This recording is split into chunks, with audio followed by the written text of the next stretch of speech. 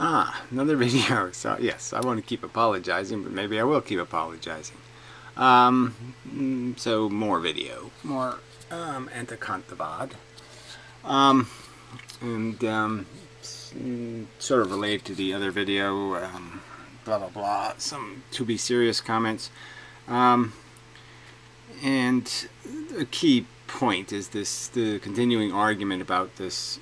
What's a legitimate? What's legitimate, valid, reasonable way of perceiving or understanding the concept of determinism in a sense of the progression of determinism. You know, the idea that somehow it is determined that something will start off as a single cell and end up being a human being 4 billion years later. That kind of bizarre determinism, and all the steps required, and how do the steps happen, what makes the step, how does the thing actually rise on the staircase. And this may be an idea of a progression of complexity. So it isn't just that things change, that they change in a particular way that is not just circular, that it actually grows a tree. It doesn't just roll the seed over and over. Something different happens. So I guess it's the word different in the context of determinism. Those two words seem at conflict with each other. It's hard to imagine how different could exist in something determined. Well, how can you have a different? It's determined. Different than what? Different than the inevitable? Or different from the past? So again, that's where I think the confusion can end, is understanding that it will never be the same. And that's determined. As it rolls, it bends and crushes and deforms, and it will never be what it was as it moves through the wave, the progression, what he calls the becoming. The becoming is noticeable because, let's say, that is where change happens. Deformation happens. The past deforms, okay, into the future for this becoming moment, and then it becomes the past. And it just keeps deforming the structure as it progresses. But it's progressing through it only has it's progressing because it has memory. It becomes more because it's carrying with it the past. So you could almost maybe argue that it's the wake that is really the deformation. The thing, the boat, isn't doing anything but cutting what is and deforming it. And it's the wake, in a sense, that is rolling and making the future. So I guess, to use his kind of analogy, he uses this driving in a car and looking backward, or turning around and looking forward. My argument would be is that what I'm defending as a way of perceiving life, becoming, is a lot richer than looking backward. Because what you're really doing is you're using what you have learned, looking backward, and projecting it straight ahead, you could say, and using that image to understand what's coming. Because what's coming is going to be related to what became. The becoming isn't, a shark's tooth, a Tyrannosaurus's tooth, a tooth. All of that requires knowledge. So if you take away my knowledge gained in becoming in the past, I couldn't possibly recognize the truth coming at me from the future.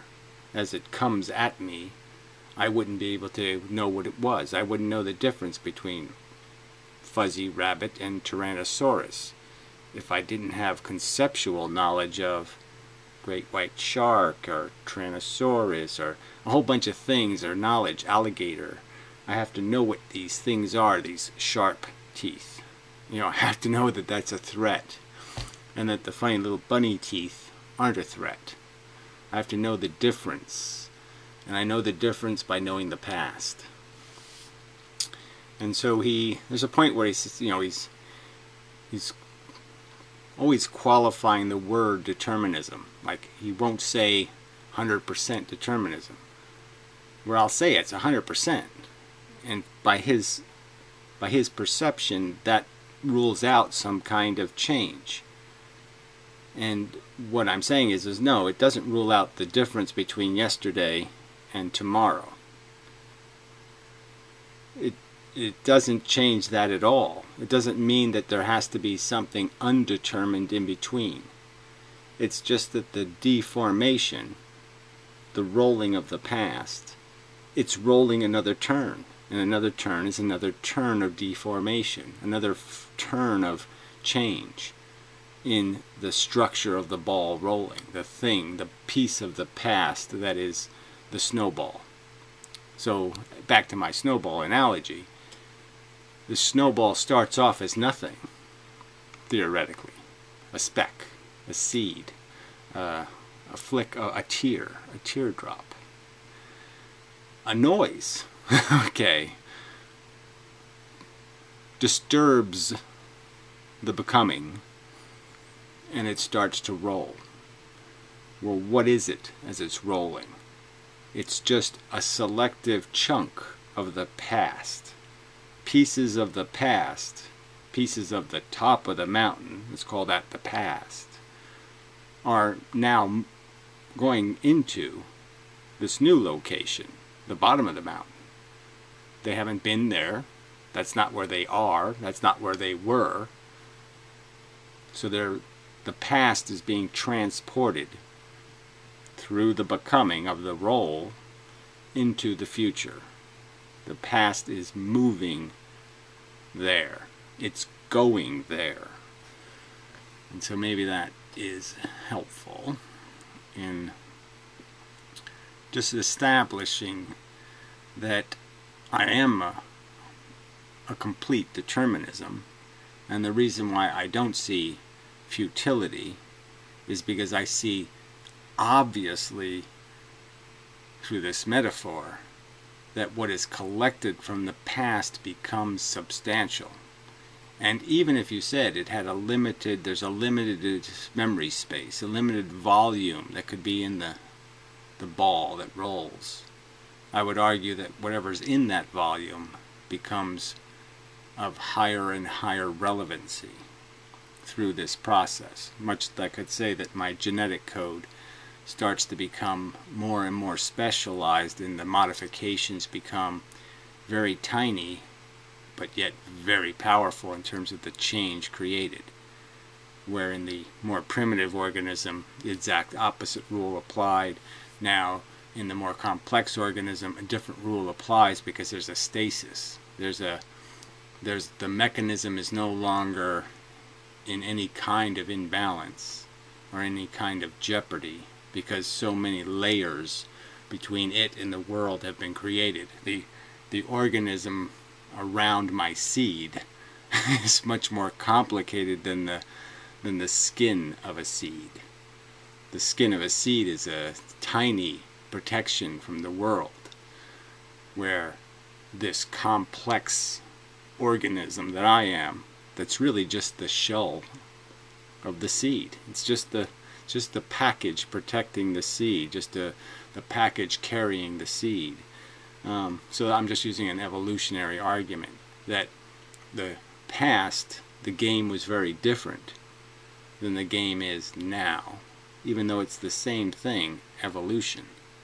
It's playing a different game because through the deformation, it's now maybe the snowball isn't just snow. Maybe now the snowball is a mud ball. Because now it's got such a gravity that now it can eat the soil and dig that up. It's trenching. That kind of thing I could add to the metaphor.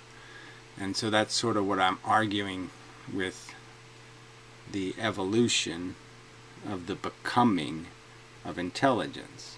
So he knows what learning is. He uses the word here. I'll just play this end part. Because he uses the word you learn.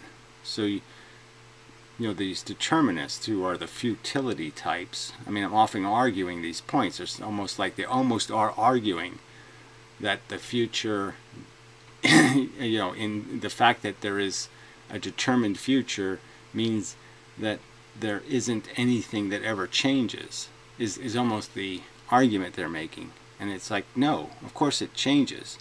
There's a thing called education. The education's part of the determinism. You go to school, you learn facts and figures, you get a piano teacher, you learn how to play the piano. The future's changed by that event. Those things happen. So the determinism is not restraining you from acquiring a skill or acquiring knowledge or perspective or vision. And I guess what I'm trying to focus on here is I'm saying the past has given us tremendous vision into the future. And so it's not so much sitting in your car seat waiting for the future to show up. You're placing your understanding and knowledge of the future into the future. Everything you see coming at you is identified because you've had the knowledge of the past. And you also have knowledge of what will automatically be. So you know that if you're on 34th Street, you know there's probably going to be a 33rd Street and a 32nd Street and a 31st Street. You kind of can know what's going to come, and that you're not just becoming there, sitting there waiting for it to happen. You can reliably know that the building's coming on my sides here. It's going to happen for a while. And then there'll be a point where they'll go away. And then there'll be some new challenge. Like, don't drive in the water. Whatever. But I'm just saying, it's all knowledge from the past that empowers the perception to navigate from your point of becoming and to steer, to do your reaction. And your reaction will be based on that past knowledge. That past knowledge will tell you what side of the road to drive on. It'll tell you everything you need to know almost to navigate that future. It's not going to solve the problem of a little girl chasing a ball just jumped in front of our car and we can't stop. It's not going to fix it. There's some stuff we can't do anything about. But there's other stuff. Once you run over a few little girls, you might turn your becoming volume down. You might take your foot off the pedal a little and run your becoming a little more cautiously so you can stop. However, I don't wish to not acknowledge that there is an amount of suffering in the world that we have to just eat. Even by my philosophy. The graceful exit won't be perfectly graceful. As much as I'd like to be able to construct such a perfect thing, I can't do it. The game won't allow that. But let's understand that's a far cry from doing nothing. So, it's I talk about caverns of distance, and I'm just saying, yeah, there's a cavern, a huge cavern of difference between accepting what you can't control, which is a tiny amount of reality, and the amount we can control, the amount we deliberately and consciously with full knowledge of the past and full edification, as fully informed participants accept. And when you accept it as a fully informed participant, when you don't really have an argument how you cured the problem. I mean, I've made this argument before of all the other things dooming us, right? We have this global warming thing, we have this overpopulation thing, we have all this. I mean, I made arguments about how we still haven't fixed one of the most dangerous things sitting here, is that we have a tendency to solve problems with violence. You know, let's just kill it.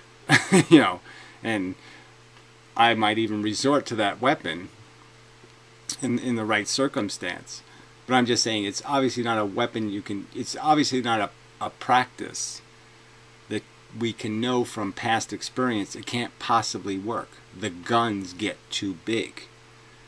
They blow you up as you're firing them. It's, you know, you can go through metaphors in history of, you know, when the game was over and how it had to change because the level of violence made it so. And you could say that the nuclear age creates a new limitation on what war can do. Will two nuclear adversaries ever have hard, highly atrocious war?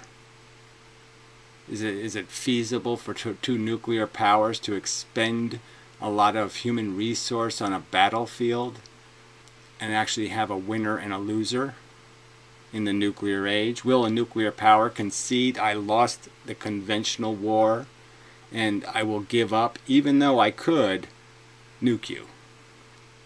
Even though I could resort to this super weapon, I'll just concede defeat? I'm just saying we don't have a plan for that piece of the future that we know that street sign is coming. And that street sign has it's like a steel wire strung across the road, and it will decapitate us. So we're sitting in the convertible, and you can know there's wires ahead. There's wires on this street that will cut our head off unless we project into the future and cut them. Unless we do something now, send out a little probe to go cut the wire. We create a mechanism that makes the wire moot. So let me just say we put a hood ornament on the car that cuts wires. We have to do something to stop that wire. Just as we kind of have to do something about global warming if we are to find, if we are to not have to accept that we're going to run over a hell of a lot of people in the future with our present and past behavior. They're going to get squished in an unpleasant manner by the recklessness of our lead foot racing into the future. These metaphors aren't perfect, obviously. There's plot flaws in this cartoon of a mechanism, you know, in terms of actually explaining how much work it requires to make a wire cutter. Wire cutters aren't easy to make. Obviously in the cartoon it seems really simple. You just put a blade in the front, put a big razor blade in front of the car, no problem. You know, all these speeding up, speeding down, you know, slowing down, going faster. You know, we can't do that. So I mean, there's nothing, you know, what control mechanisms we have.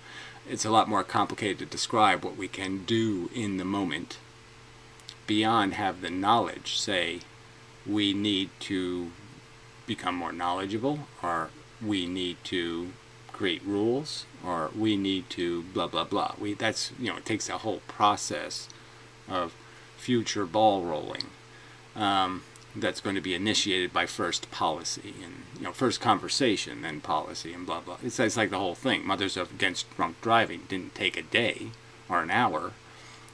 It was a whole process that had to happen. Victims had to get together, say, how do we stop this from happening to other people? A rational thing to say, and very, very good on them for going to the trouble of saying it, because they were already ruined. It's like they didn't have to do us the favor of saying, I'm going to do you the favor, or I'm going to give you the benefit of what I have learned. and that is, life is meaningless if you have to watch your children die. Needlessly, recklessly, wastefully. You won't be able to understand it. If you watch your kid die for no good reason, it's not something you're going to be able to tantra yourself over and float past it and just say, that's okay, acceptable, yes, that's acceptable. My kid is dead for no good reason. No. And so they're taking their knowledge and they brought it to us. They benefited with a bit of nagging. But can't you understand how dangerous this is and stupid? I mean, dangerous and stupid together. That's not a good combination. Let's get rid of dangerous and stupid. Alright, so I don't want to... I mean, I've beaten that analogy to death, but it's just such an obvious... in my opinion, it's kind of just one of those obvious things where how can you say nothing changes? This is exactly what change does. It starts off with one person, and then there's two, and then there's three, and the change grows, and it happens, and it moves through the thing, and it changes the memes, and everything changes. It happens. It works. And obviously it's inevitable that it would happen. And in hindsight, if I was to look out the rear window and see that it happened, I could see it's perfectly rational that it happened. I mean, shit, what took so fucking long, you're almost arguing? Because they knew about this problem for a long time. I mean, in the 40s and 50s, they're making these stupid movies with people drinking martinis at the steering wheel. Yeah, you know. And you were just like, wow. You know, this is when, 50,000, 60,000 people were dying on the highways every year. I mean, real fathers, real families, real people ruined horribly. And you're saying, how could they be that clueless? Well, you'd say, no, they weren't that clueless. It's just that they just were more interested in having fun. And, having people in movies with top hats and rich man bow ties. They were sort of in love with, reckless, sloppy living. And that was sort of the model. Let's all be as sloppy and reckless as possible. We'll all be rich and not give a damn. And fortunately that meme got rolled over through the deformation. And it was spit out by the snowball. It just said, fuck that nonsense. We're keeping this better piece of knowledge that don't be an asshole. Yeah, a better theme. Yeah, so that's primarily what I wanted to say, was that I think complete and absolute determinism is perfectly compatible with the idea that change, the appearance of different, let's call it that, the appearance of different arises. They're not incompatible ideas. It doesn't mean anything. It has nothing to do with the moment of becoming, which is all that there is. You say, well, you'll get off the wheel of existence at, when you've done all of this. Well, wait a minute.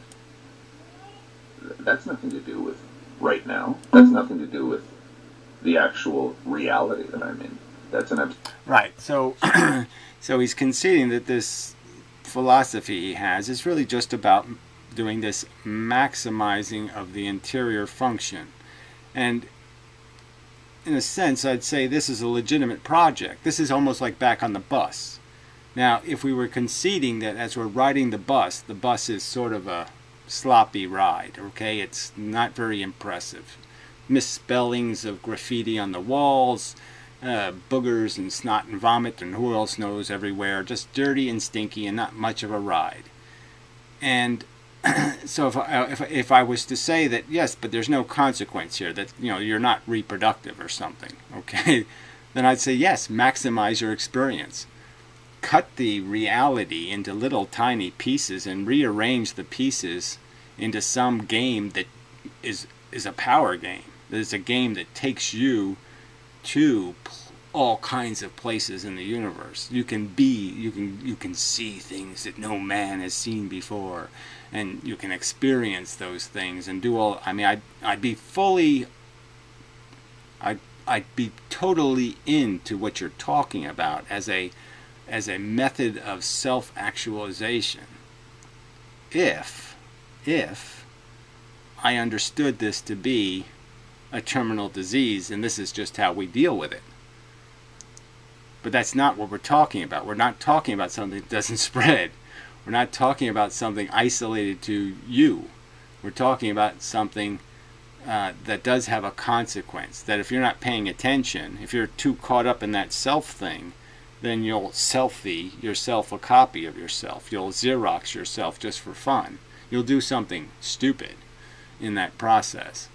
And that's where the whole thing goes south, because now you haven't prepared anything. You haven't cleaned the bus. You haven't made the ride a good ride.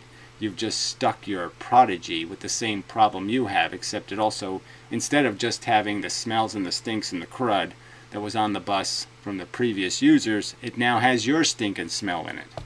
You're just another body to rot that it has to use, that it has to dispose of, that it has to deal with, that it has to tantra itself out of ignoring the decomposing body sitting next to me. I mean, I'm trying to take this cartoon drawing to, the point. And I'm just stating that, yes, I could see what you're talking about. I love these, I mean, I'm just totally into maximizing performance, so it's not something I don't appreciate. I love the idea of an earned economy. These are all themes that I'm passionate about. Okay, playing a good game. I mean, I'm a competitor, for fuck's sake. I get it.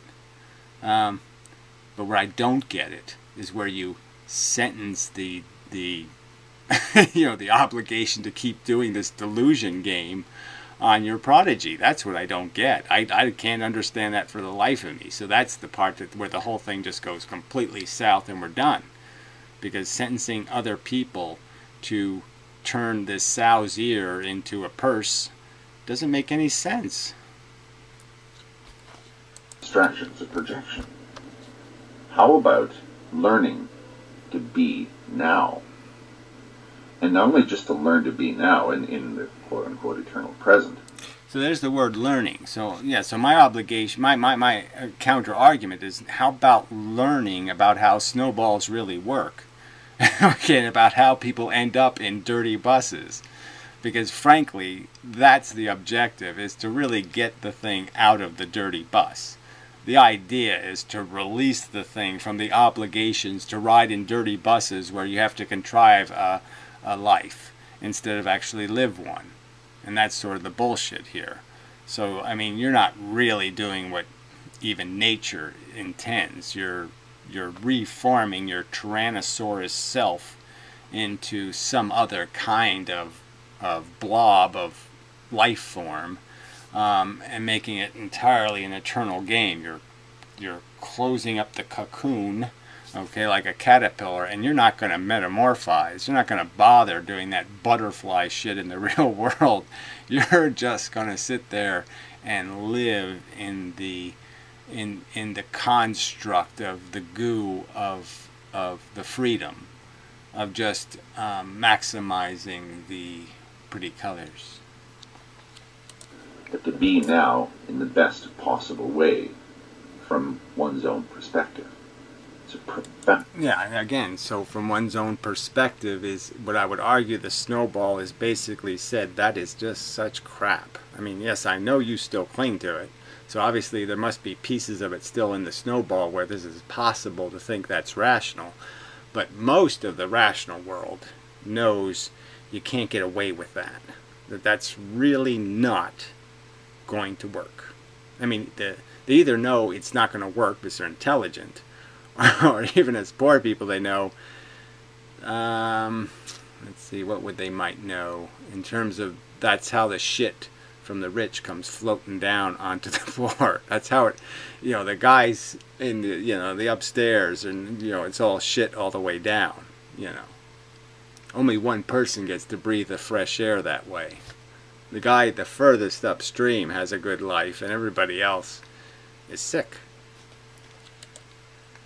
Soundly individualistic philosophy. So individualistic that, you know, it takes on sometimes the elements of atomism and even being sort of deliberately heretical. Well, again, yes, like you've... the heresy is against the logic that, yes, everybody's looking up at somebody else's anus except for the guy at the top. So whoever tantras first wins, kind of a thing. Whoever starts building the shit mountain, you know, it just knocks the competition out of the game. It's like tic-tac-toe, right? Whoever goes first wins. Whereas a sort of linear type person, perception of time, would look at the sort of moment of becoming type view of things and say all that you're doing is or what you could conceivably be doing would be making a mess for everything else that's on that continuum. So he's just saying that from a linear perspective, yes, he's acknowledging that if people are preoccupied with their own bullshit, that is, I go to the timeshare and I don't really worry about garbage cans and toilet bowls and all that kind of stuff, and I just do as I please because it pleases me, then obviously the next guy who's got to use the condo isn't going to have too good a time. And I might even burn the whole thing down because, you know, I might just say cigarettes, you know, I just might not give a shit. I might burn down the future that this thing was going to live in the sense that they might all just show up and have to sit there with an umbrella and say, well, we're stuck. This is all there is. The world is now AK-47 dystopia, and we're all going to play postman or something. Oh, big fun. That's true. I agree. But that's an objection. It's not a refutation. Well, I think there's a reputation in here in the sense that I think there are logical arguments for defending the idea of this linearity in the sense that there is this, where even recorded history gives us some of this, TV shows give us some. There's lots of evidence of the fact that the differencing has clearly points in directions. It clearly has vectors, and that there's a continuity in it, and that it's logic based, that it has a continuity to a logical scheme. And as I say, I think most people sort of come down somewhere in between the two polarities. So now it's this life-affirming life. So he's arguing in defense of a kind of full acceptance, and the other side would be the complete unacceptance, and that's everybody else is in the middle somehow, and that's, so, you know, somehow that means that you can't make any statements about the productivity or the function. And I guess what I'm saying is that I think I can argue that there's plenty of people that once they have a few facts, or once they are edified, that they'll understand that even though they have a stake in the race, even though they're interested in playing the game, that the game isn't worth perpetuating, that it's not worth sentencing your kid to do the thing you did to live your life. Would you want your kid to have to learn the hard way? Would you like your kid to have the humiliations you might have had? And then would you like your kid to die in some kind of horrible way? I was thinking about different ways of metaphoring this for fake Sagan in the sense of this idea of a heaven, and how funny it would be if you could play with what the promise of heaven was, right? What if Jesus promised people, hey, you know, if you do the right thing, we'll make you live your same life over and over and over again. Won't that be cool? See, you won't remember that you've lived it before. It'll be just like this time. And it'll be just the same thing. You'll live just the same life. It'll be so cool, won't it? That you'll get to live the same life again and again and again. Won't that be great? And obviously, in religious times, most of them will say, "No, I'm not doing leprosy again. I'm not doing all that. You know, the stuff you were supposed to cure me of. Fuck that." But then what if I made it even worse? And I said, yeah, if you play by the rules, I'll sentence you, right? Well, I'll give you eternal life as your next door neighbor. You'll get to live as fat ass in the spandex over and over and over and over. You'll be the commonest of man. Or maybe you'll live the life of the person you screwed over the worst in your life. So the one person that you did the most not very nice of you, so the one you did the worst to, you'll live their life over and over and over and over again. What if those were the bargains? Just a thought experiment. I mean, I didn't think that much about it. I just found it humorous that I hadn't thought of that before. Like, what if this sentence was really what you life affirmers are doing, which is basically sentencing your kid to be a generic dopey human? And you see the generic dopey humans walking around. Do you really want your kid to be one of them? One of these people who can't figure out not to make a left-hand turn and can't, you know what I mean? These bad drivers, these assholes that you run across every day. Are you going to be proud if you could actually see your kid doing this? And there's so many examples of this where people are profoundly surprised that, hey, guess what? My kid turned out to be a fucking drug addict who stole all my money, basically, and it's basically just ruined my life. So anyway, enough of that, though. That's a little preachy, taking advantage on my part, but that's perfectly fair in this kind of discussion. I don't think you'll ever see a pure and utter renunciant, and I don't think you'll ever... Well, I know, but this, I'm a pretty pure renunciant of the idea of ever making one of these things. So I'm pretty renunciant on that. I mean, once you're here, you might as well, even if you're a brick, you might as well do some bricking. Ever see a pure and utter, what would you call it, Nietzschean or tantric or... Well, yeah, so I'm glad you threw Nietzsche in that category of the bug man, be the bug. And that's what it really comes down to.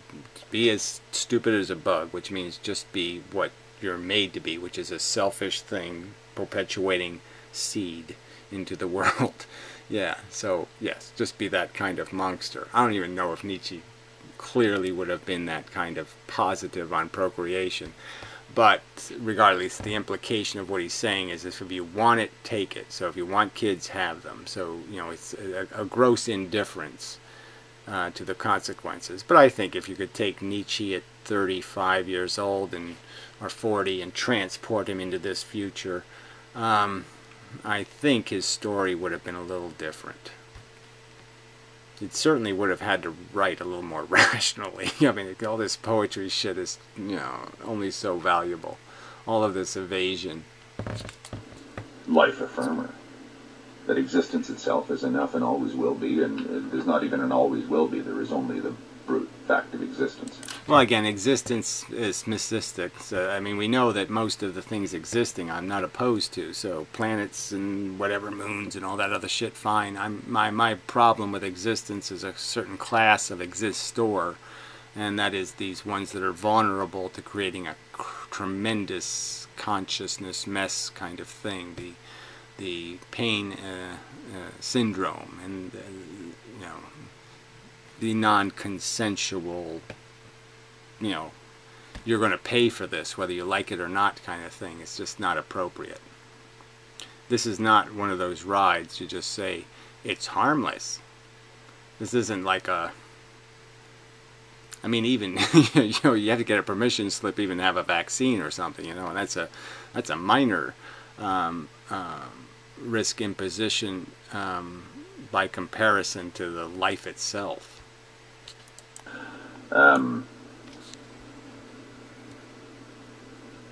It's an interesting debate, and it's something that's fascinated me for as long as I can remember, and it continues to. And it's interesting that the one thing that I do like is the more that each side studies the other or debates the other, the more it sharpens your own view of your... Right. Well, I would argue that it certainly sharpens your conversation skills, and you find out that, hey, I thought I just made a really rational point, and I guess he just didn't get it, and you understand that, oh, he didn't know, he hasn't had experience with Snowball, so he didn't get what I was talking about, or some kind of thing like that. He didn't get the metaphor. So you get to know that you have to sometimes build a metaphor a little more. You have to add more. You have to put more flour in the recipe, or whatever you want to say. But the really good part of this video, I'll say for my sake, from my point of view, is that this is a real, you've plainly acknowledged that it is possible to perceive what you're doing as I'm perceiving it, which is as a reckless self-indulgence. And you're basically conceding that, yes, that's well within the reasonable perception, and I haven't committed some crime against logic or reasoning in anything I have been determined to think or to say to you, in the sense that quite obviously, if I'm right, that there are these stakeholders, that there is this future that the snowball will deform based on what we know, that our knowledge, like the knowledge of the mothers against the drunk driving, will affect the deformation of the progress of the snowball, that things change, and they sometimes change quite permanently. Things don't come back. I mean, I'm not sure, just because of the idiocracy taking over, that bullfighting will never come back in America, because it's not going to be America, it's going to be a suburb of Mexico, and maybe it would come back. It's a good Catholic fun. I don't want to take cheap shots, but yeah, I'm just so sick of religious imports. They're just not good for our society. I mean, they just are not. Religious people are dumb. I mean, fuck. Anyway. So yes, I gained value through this piece of our conversation, in the sense that there was I'm not saying you're being humble. I'm just saying there was a concession in here, I think, that I haven't been as unfair as it may have been implied that I had been, which I appreciate. Their own philosophy, I guess. And again, when I get into these debates, I don't even expect a resolution or a victory or anything, and it might not even be a debate. In the Western view of things, you have for and against, and two people, one group taking one point of view, the other group taking the other, or one person, the medieval. Right, but the kind of thing I think sometimes you lose focus on is that it's not academic in most cases for people. I mean, some debates might be academic. I mean, who's a scuzzier character, Hillary or Donald?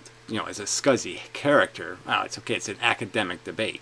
Who's more dangerous? Well, that's another question that's more definable. And definitely more, there's more at stake when you start defining the stakeholders. So I'm just saying, it's probably not a very good example, but I'm just saying there's subjects like vegetarianism or something else, where there's a legitimate perception that this is important. It's not academic. It's not like we're just figuring out, well, is blue a super cool color, or is red a super cool color? Only